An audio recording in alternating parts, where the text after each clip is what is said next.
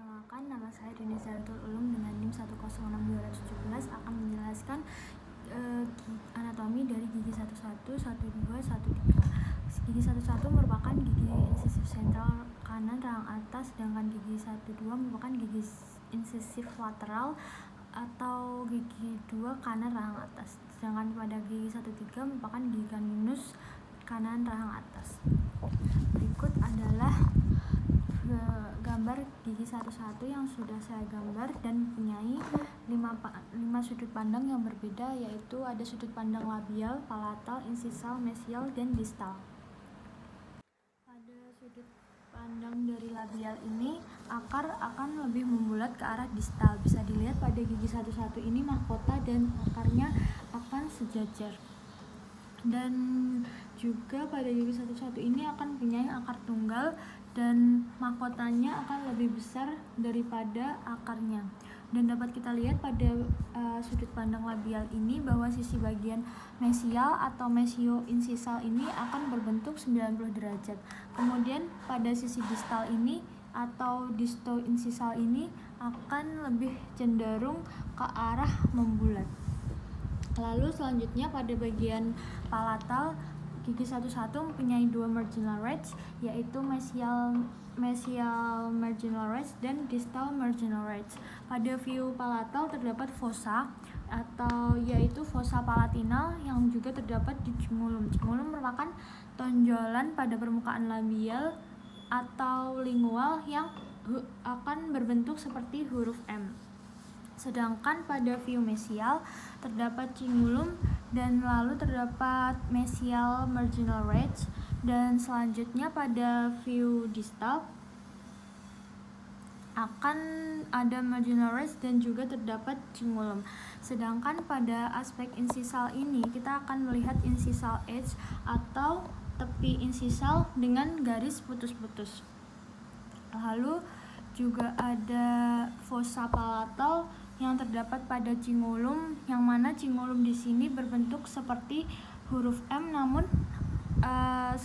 seperti garis putus-putus yang terbalik, juga disebut dengan insisal groove.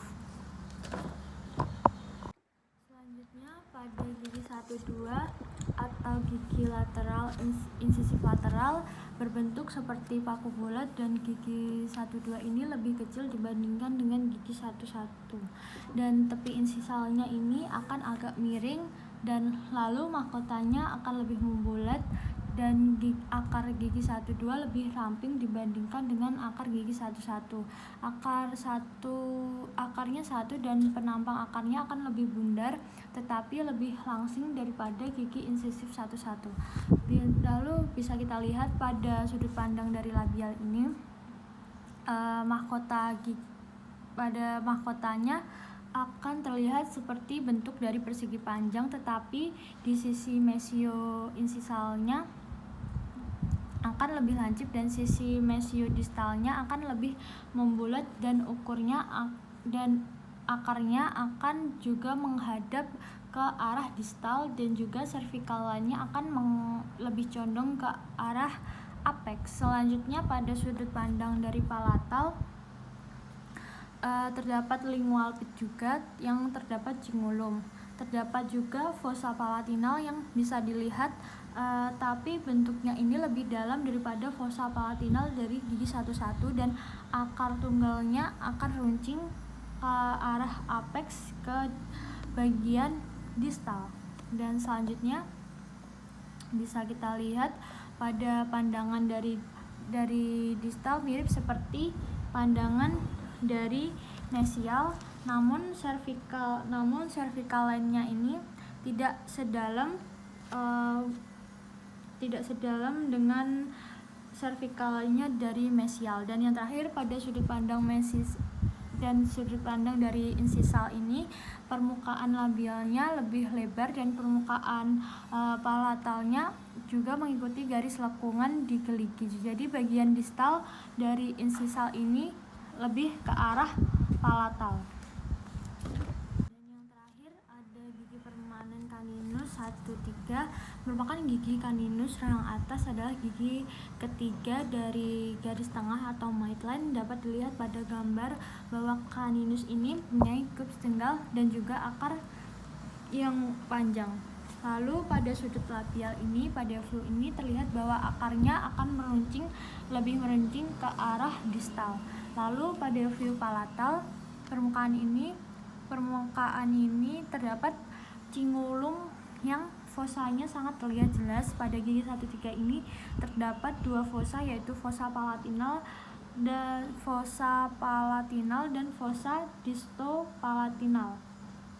Dan selanjutnya pada sudut pandang mesial ini cubesnya cenderung agak cembung daripada gigi 1-1 dan 1-2. Kemudian puncak cubesnya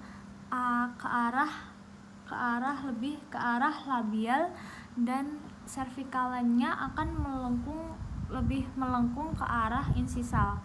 Dan bisa dilihat juga terdapat aspek dari distal.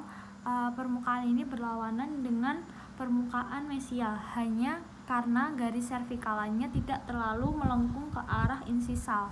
Dan yang terakhir, aspek insisal ini, incisal ridge-nya seperti huruf V. Dan itu saja, sekian dan terima kasih. Assalamualaikum warahmatullahi wabarakatuh.